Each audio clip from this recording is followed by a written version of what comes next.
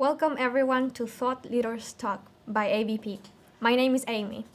Aalto Ventures program is an entrepreneurship education program at Aalto University.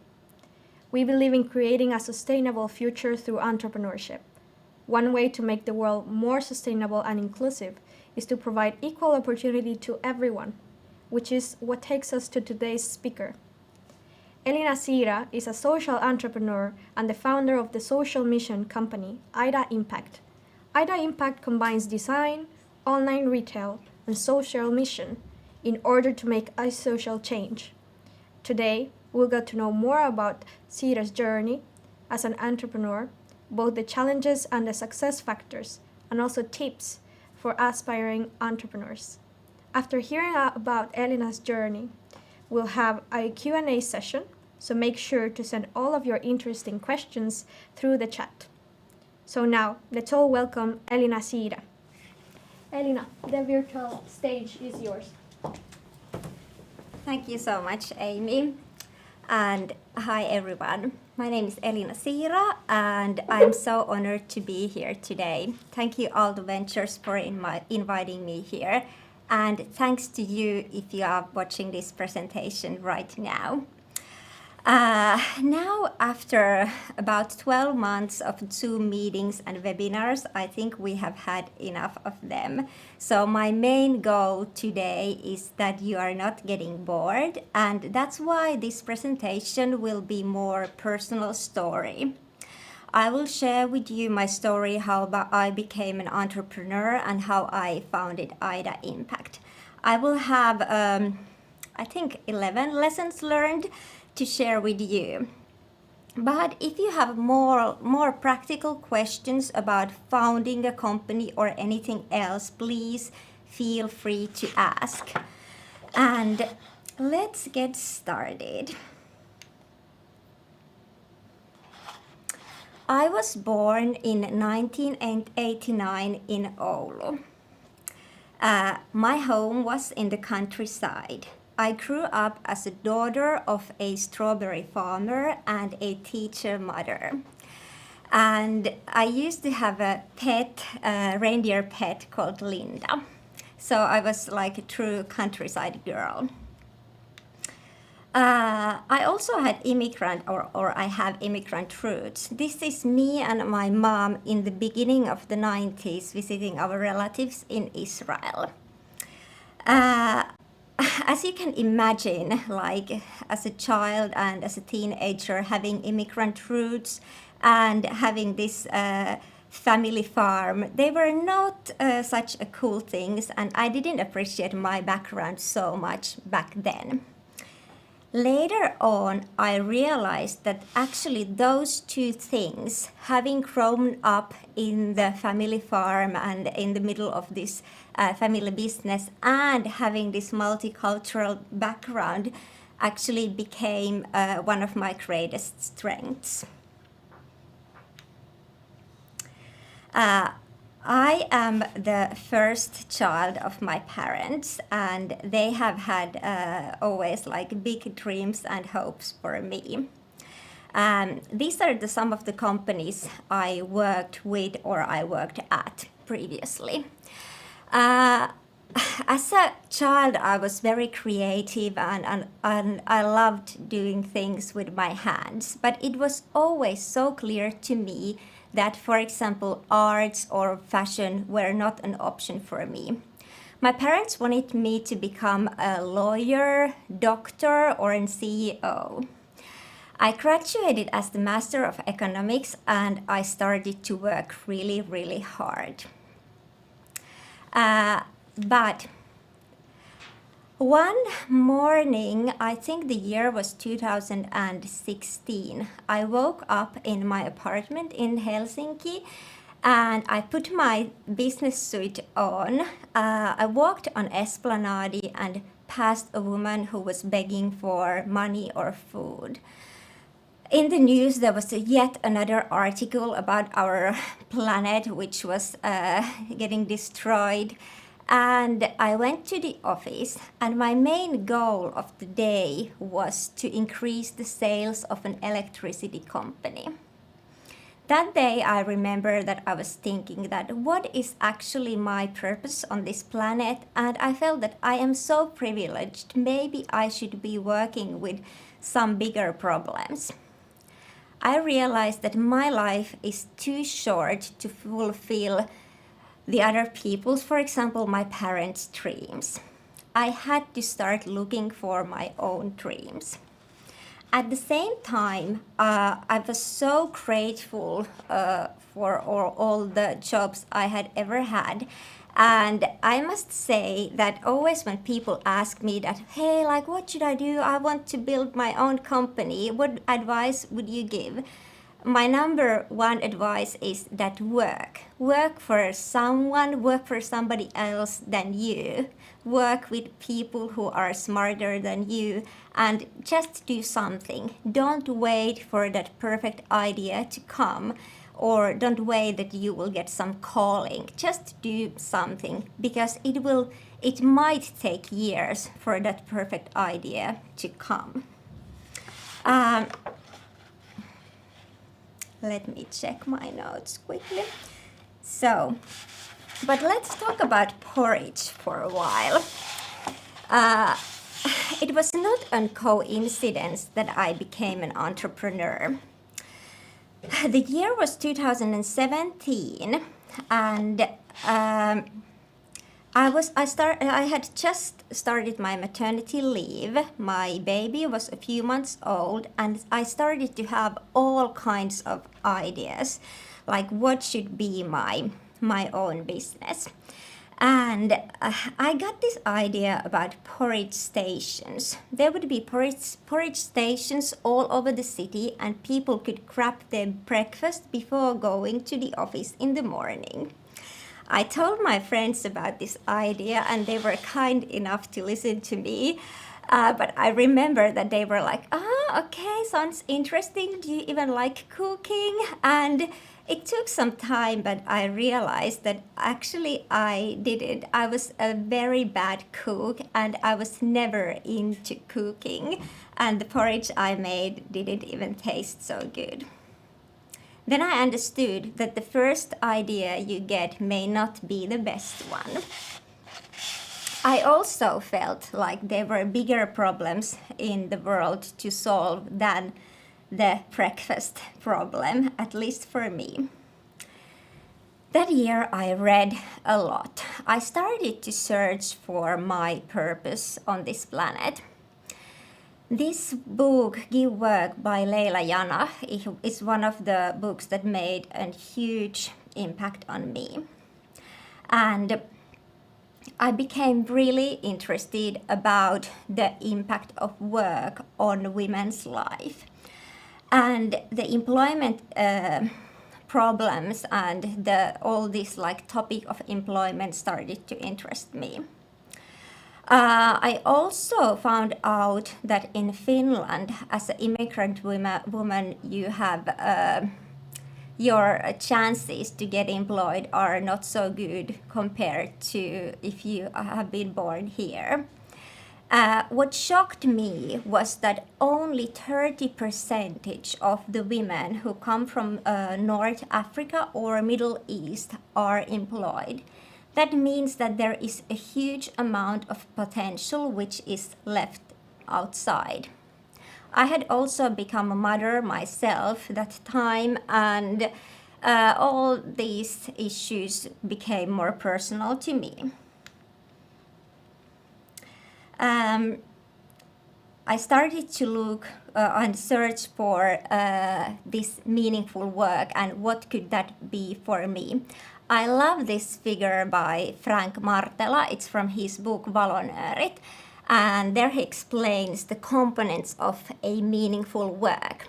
When the needs of the world, your personal excitement, and a revenue model face, that is where the meaningful work lies. And I kept this in mind when I started to search for different ideas. I was also very inspired by the social impact business model, and I had been working for NGOs previously. I had been working for a corporate sector, and I was thinking that maybe there is a way that I can combine the social mission and the business model. But I was still like very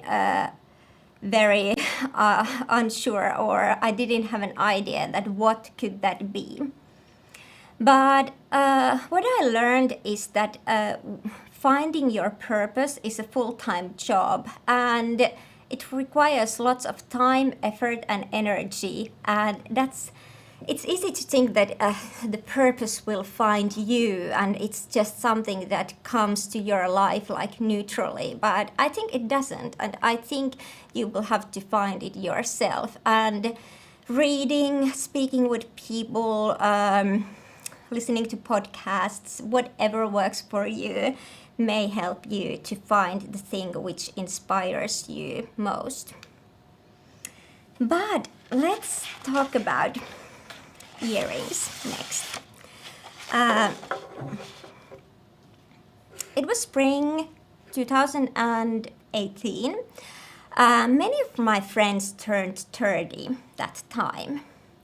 I realized that it was super difficult to find a gift which would have a meaning, which would have some story behind, which would be made of good, high quality materials and still would have reasonable price. And then about during that time, I started to test different kinds of materials, and I started to do things with my hands after a long time. I made this pair of earrings from silk and gold-plated silver, and suddenly everybody wanted to get a pair for themselves as well. I felt like maybe I am now into something more interesting than porridge. This line from Saku Tuominen is from his book UA, like yes, no. It's a really good book. I recommend to read it. But he says there that when thinking about my own life, almost everything that has become something great and meaningful has felt like going downstream from the beginning. And I felt like, I have to say that this doesn't mean that things has to be easy or the things don't have to be easy, but it's rather that there has to be certain kind of pull. And I felt like these earrings had some kind of pull. And I was also so excited about this field, so excited about jewelry business and everything which was related to it, that I couldn't even sleep. I felt like if I want to invest so much time and effort in this thing, maybe one day I can become really good at this thing. And but I had a problem there. I had so much personal excitement. I thought that, maybe I can make some money with these earrings because people want to buy them. But the needs of the world, the third component of the meaningful work, I wasn't sure that what could that be. And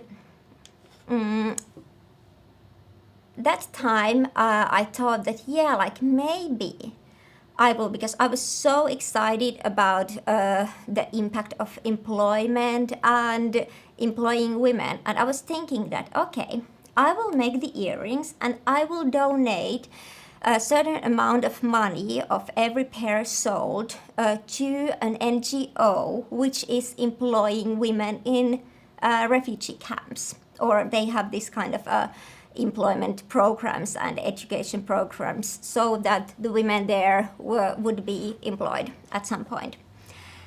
And luckily, I have always loved to meet new people, and I wasn't shy to tell people about my ideas. I contacted Arto Sivonen. He is the founder of a communications agency, Mondag, and we met for the first time. And I told him that, hey, I have this idea of a jewelry business and I want to donate money, and what do you think? And he is the first one who said to me that, hey, like, come on, like, you shouldn't be doing the jewelries. You will never have enough time to do all the jewelries you have to do. And rather, you should give that work to someone. And also, then I realized that, yeah, like, I should have the needs of the world in the core of the strategy, and it shouldn't be just some component which I put there, you know. So then Arto connected me to Startup Refugees, and there Juuli Leppänen was the one who helped me with my first recruitments, and she helped me to find women in this picture, Sara, Lamia, and Fatima, and they ended up to me my first employees. Everything happened so quickly, and suddenly I had become an employer of these 3 amazing women. Later on, I realized that it's not so surprising, and having the roots which I have, and as I had grown up in the middle of this family business, and as I have the immigrant roots myself, it all started to feel pretty neutral. I think many of you have heard this famous speech or heard this line from Steve Jobs, but it's pretty cliche, but I still love it. And there he says, the main point is that when looking back at your life, you see the meaning of different things. You see the meaning of different phases you have had in your life, and they have made you who you are right now. And I think when I look back at my life, I see the value of all the jobs I have ever had and all the experiences I have ever had, and they have helped me so much on my path as an entrepreneur. AIDA Impact is now 3 years old, and we have employed about 18 women. We have been profitable since the beginning. The turnover last year was something like 120,000 euros, and we have our own web shop, which is working very well, and we are mainly focused on direct-to-consumer business. We have had lots of visibility, and I think we are doing pretty well, and we are growing this year a lot. But I must say that the things haven't come easy. In this picture, you can see me packing the jewelry just before Christmas last year. So this was about, what is the day now? Like a bit more than 1 month ago. And that day I spent the whole night at the office just packing the orders. It was crazy. But I want to tell you that how is it like to run a business every day. I'm not giving speeches like this. My main task usually is to predict the demand. I try to keep enough materials in stock. Our raw material supply chain is global, and you can imagine that during the time of the virus and Brexit, there are many challenges. But I am in touch with all our raw material suppliers, depending on the supplier, but every day at least with some of them. Every day I am balancing with financial risks. I try to evaluate that how much money should we put in stock and how much money should we have like in our savings. And as you can imagine, because we are a in this direct to consumer business, and all the customers are contacting directly us, not our retailers usually. So our customer base is quite big, and there are many questions and many emails and phone calls, and usually I am the one who is answering the customers. I'm also paying lots of bills, and as a team we have to learn lots of new techniques. None of us is a professional goldsmith, so we are trained regularly, and we are learning about drilling and soldering and things like that. Always when things go wrong, it is my fault, and I have to blame myself. And I have to be honest, there have been so many situations when we have had something that didn't go as planned. For example, just before Christmas, we made a new design, and one of our employees made something like 10 necklaces, which we sent to our customers. They all had a lock which was made not in a right way, and we had to change all the necklaces. And you can just imagine like contacting all the customers and all the hustle which is related to things like that. There's a lot of work, but it's always like when you are running a business and when you are a small business owner, it's always your fault, and then it was my fault. But everything turned out to be good, and nothing really bad happened. But it's just like when you have so many small things going on, there always something happens, and there are always some surprises.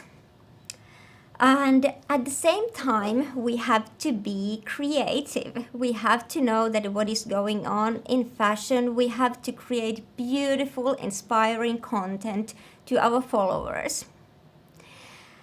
And at the same time, my main task and my most important task is to create a good atmosphere for my employees to work at. So there is quite a lot of work, and so much more work than I could have ever imagined.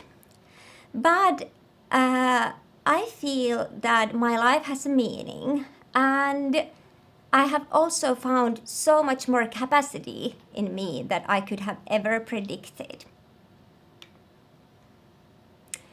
Yeah, but let's talk a little bit about money. Not a lot. If you look at the numbers of AIDA, you can see that, okay, it's small business, it's doing pretty well, but the numbers are not huge. And I agree. Yes, here you can see these two lines. You can see exponential growth and linear growth. And usually when you hear inspiring business stories, at least in Finland, they very often focus on tech companies.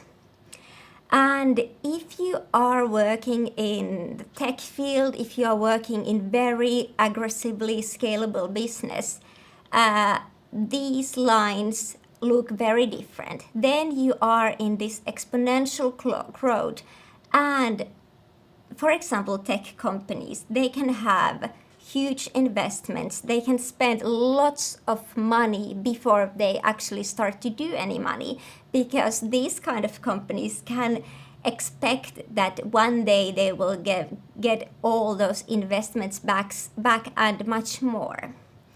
But actually, AIDA is rather old school business.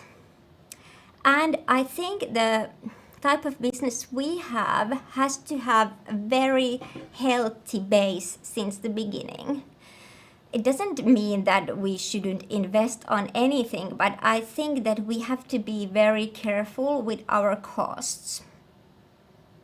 And I think it's important that we focus on building our business, the customer base, and not just focus on raising money and spending it somewhere. Okay, in this one of the last lessons learned I wanted to introduce you my team. Here are some of our employees. And first I thought that, okay, I will say that find the right people around you, and you will not grow by just doing everything by yourself, and you have to work with people who are more talented than you and things which you already know. And again, I thought that, okay, it's such a cliche, and we all know that already.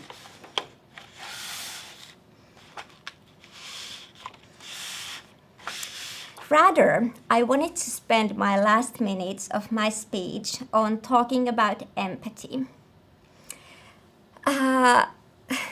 Now, when I run this business by myself, I love it that I can actually decide that what is the strategy of AIDA. And I have decided that empathy is in the core of AIDA strategy. I strongly believe that when people feel that they are appreciated, when they feel that you see good in them, they can also become the best versions of themselves. It sounds pretty soft and something like so sweet, but is it really a good business decision? And I think it is. I think choosing empathy is a strategic decision, and it's also good for your business. And this is not because I'm a woman or I am a mother and I love these soft values. I think that this is something that all the companies can do. And it doesn't mean that I am perfect. I also have sometimes bad days, but I always try to treat people well. And this is me and Sophie. The year was 2017 or 18, and I had just had my first ideas about AIDA. And I'm not sure if you can see it there on the screen, but we will have our second child in a few months. And people very often say to me that, is it possible to be a mother and have a business at the same time? And how can you combine all those different things? And I think that it is such a good thing that you have different things in your life than just the work. I try to remember that I am not my company and I shouldn't build my identity on AIDA's brand. And I shouldn't take things too seriously, especially myself. And also, when you don't take yourself too seriously, it leaves more space for creativity. And you can maybe even reach better results. Okay, here are all the lessons learned. And I would love to hear some questions from you, or if you have anything in mind right now or later on. You can reach me by email, which you can see over there, and please follow us on Instagram and send a message there if you feel like. That was all, and should we have some time for Q&As now?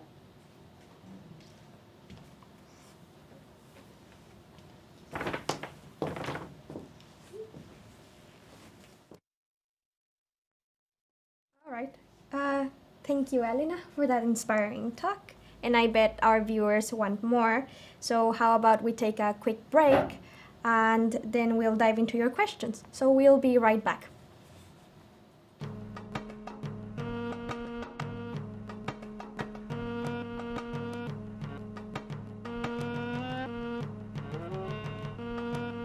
Hi everyone, welcome to our studio and to our Q&A portion. So we got some questions on the chat, and I'm gonna read your questions to Elina now.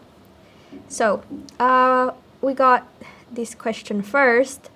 Where did you sell your earrings? And they give Etsy, for example, at first. Where did we sell them at first? Yes, initially. Yeah, that's a really good question. And as I told you that now we are focusing more on our own online store, but I think in the beginning it's such an important thing to have some retailers or some businesses that you can work with. And as actually a friend of mine, AIDA, was working at Local, which is a very cool design store in the middle of Helsinki, and she's the one who was very supportive to me, and she said that, hey, like, they are so great, we should start selling them here. And pretty soon after that, also Taina Snellman, who is the founder of Tikau, a very cool, amazing this kind of social impact design company, they said that, okay, like, we want your jewelry to be sold at our store, and we actually still work with them. But there were a few very important retailers which had a very good brand of their own, and we started by working with them at first. We had our own online store since the beginning, but of course it wasn't such a big thing when we started. All right, thank you. So we got a user or a viewer that says, Yeah. Congratulations on the 120K a year. How did you get the business off the ground initially? How did you make more sales after the initial sales? So how did you get a consistent revenue stream that grows? Yeah, well, it's such a good question. I think it's such an important thing that the customers you get will come back. Yes. And there is not like, if there would be some secret rule how you can get your customers coming back and back again, I would love to know that. But of course, like, we try to treat them well, we try to have new designs, we try to have something interesting going on all the time, even though our like collection is pretty classic and we don't have these traditional like fashion seasons. But still, yeah, the main thing is that once you get your customer, it's so important to keep the customer in your, like, I don't know, social media channels, and or send an email every now and then and keep her or him happy and keep them coming back. Right. But and social media has been a very important channel to where we are in touch with our customers. Right. Yes. And added to that same questions, they ask, how did you advertise? Yeah. Well, I'm just trying to think that is there even anything else than social media? Like, Instagram is super important to us.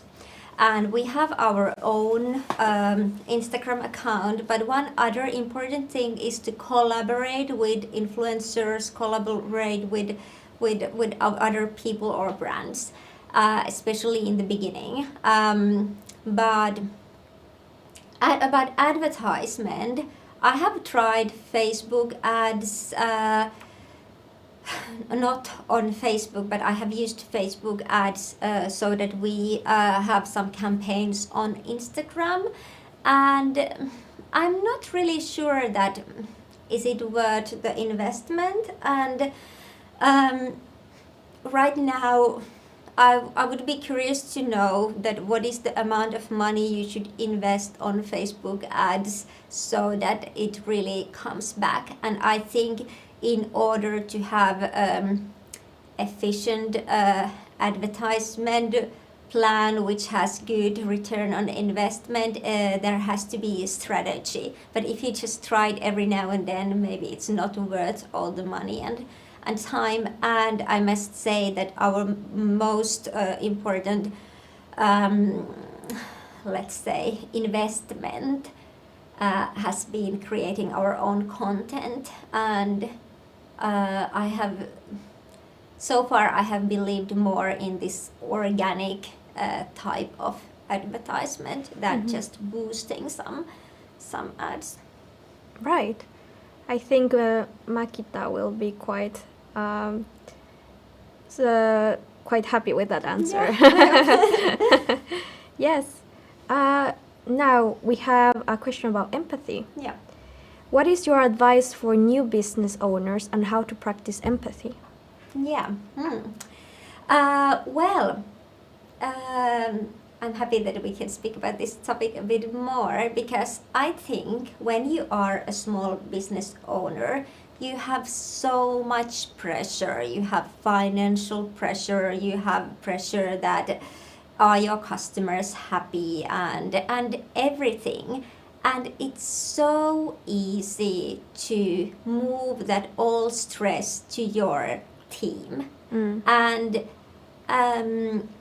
what I have found out that if you don't have very strong decision that I try to treat other people well, it's so easy to notice at one point that, hey, I have been a terrible person and I'm just like moving all this stress to my employees, because it just feels that if I'm not feeling well, it's so easy to push those feelings to other people. And I think we all know this traditional type of entrepreneur who is very like fierce and hard and wants to push the team to work very hard, but not with the tools of empathy. And sorry, what was the initial question? Like, what was the like? What is your advice for new Advice. business owners Yeah. in practice? But one of the things I have in mind is that try to be kind to yourself as well.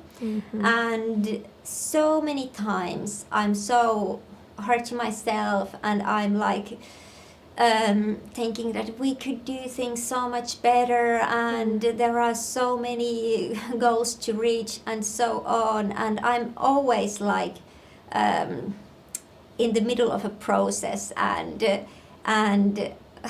I think it's so typical that you are never really like happy about the results which you have, and it's neutral and it's good and it pushes you forward. But when you try to be kind to yourself, it's also like easier to be kind to each other. Yes, indeed. And now I think also in the topic of empathy, there's a question about language barriers. So have you had problems with language barriers while aiming to employ immigrants and refugees? How have you coped? Yeah, yes, we have had, and it's not so like, usually we always have some kind of mutual language, maybe it's Finnish or it's English, but if sometimes like if my employees' language is Arabic, then I have somebody there who knows English as well, and so that we can understand each other. But what I have found out is that usually you have some mutual language, but there is so much more room for misunderstandings. Right. And we have had so many misunderstandings, and but how can you cope with that? It's just like it's nobody's fault, and I have now, after 3 years, I always try to become like be very clear and not to leave things open. And it's so easy when you like have the same mother tongue and you can just have a few words and the other people understand you. But when your mother tongue is not the same, then you have to be super clear and say things like give more specific guidelines or things like that. But yeah. Right. And now jumping to another part of the spectrum of your business, we have some questions about funding. So, Basi would like to know. I would love to hear about the early stages of your business. Where did you get your initial funding from? Was it personal savings, investors, a loan? Did you register the company right away? Yeah. I registered the company right away as a toiminimi. What is it in English? Is it A company? Yeah, sole trader. Yeah. Okay. And we are now in the phase of like changing from sole trader status to, oh my god, I'm missing all the English words like osakeyhtiö, like well, anyway, yeah, this like more professional company form. Limited something? Yeah, limited company. Yeah. But and I think this sole trader form is such a good form for running a business. In the beginning, it's so like unappreciated, or how can you say that? But it makes life easier in the beginning. But about the funding, I had a little bit of savings, not a lot. I loaned some money from my family, but it was not a lot. And for the first 2 years, the financial issues have been very like how can I say, I have had a lot of financial pressure because there has been many costs, and to have like the stable income stream and like to have orders coming in regularly and to have this good customer base and the situation where you can trust that okay, every month we will have money coming in. It took some time to reach that point, but and for example, last year I did also other jobs and consulting in order to get like money coming in and to fund my own life. But right now it looks good, and after 3 years of really hard work, I think we are in the phase that you don't have to be so worried about the money things all the time. But I think I spoke with very inspiring entrepreneur Karita Sainio. She's the founder of Sugar Communications or PR agency, and she said to me that when she started her own business, like she was like. She had so little money, and she was always running out of money in the first years of the business. And in the end, she sold the company, and she has been doing very well. But it was so inspiring to hear that like the first years they can be tough, and you can still do really great. And I am grateful that I haven't taken any investment money yet, because I feel like this kind of business is better to be independent, and at least so that we can reach a certain point of financial stability before getting any investment money. Yeah. I think so far you've given a lot of very practical and good advice for people that want to get started. Especially there's a lot of viewers that are also quite interested themselves because they do jewelry. And related to that, we have a viewer that wants to know, do you make exclusively jewelry from gold and silver, or do you also make it from less precious materials? Yeah, mostly gold, 9 carat gold, gold-plated silver, and gold-filled brass, which is a little bit less expensive. But yeah, I love silver because silver is usually like mostly recycled, and we also use like totally recycled silver in many of our pendants, and so therefore I feel like the raw material supply chain of silver is pretty good compared to many other raw materials, and so that has been one of the main reasons why we have focused on silver and on gold-plated silver. But yeah. Right. There's another question related to the company status in the early stages. So they want to know if at the beginning did you use starttiraha from, I think, Business Finland? Yeah. Yes?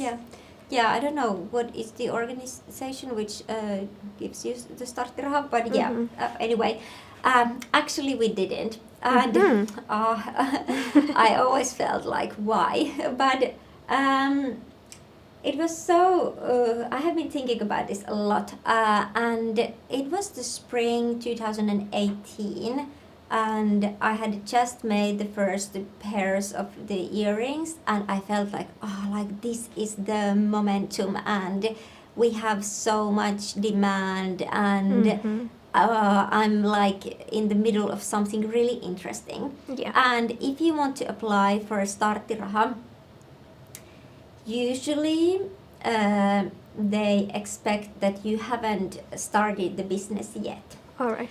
And later on I have heard that actually it's not so strict, and you can still get the starttiraha later on. But I felt like this, the timing is so important, and I didn't want to miss that. I didn't want to say that, okay, I'm not going to sell any jewelry because I haven't received my starttiraha yet. And I thought that, okay, I will now lose some money when I don't apply for it, but then in the end maybe it's better to take that moment and start to do the business in the beginning. Right.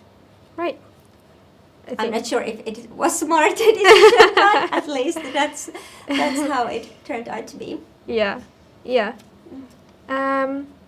So these have been all the questions in the chat so far, but we have an extra question. Yeah. And is, where do you draw your inspiration right now from? Yeah, like what is my source of inspiration? Yes. It's such a good question. Like right now I'm very into all kind of old furnitures and old techniques of embroidery, and I love vintage, and I love clothes and furnitures which are timeless. Right. And I always try to think our own design in this atmosphere which is timeless. And I love Danish design and at the moment, but there is not like any special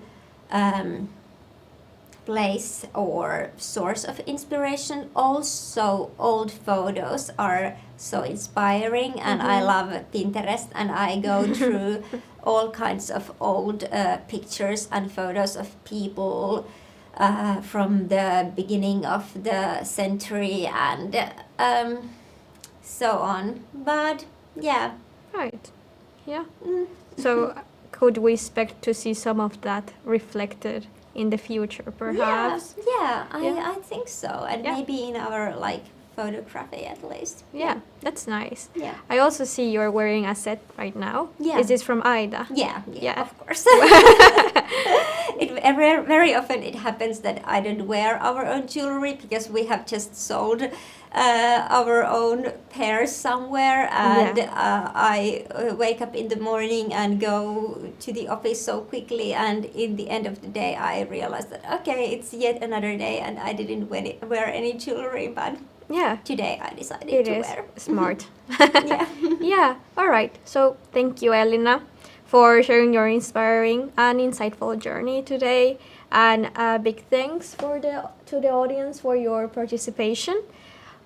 Next on the AVP calendar, we'll follow a lecture on how to breathe consciously. And for more information on that and our upcoming events, you can check out our website, avp.aalto.fi, and we'll see you next time. So, bye. Thank you. Thank you.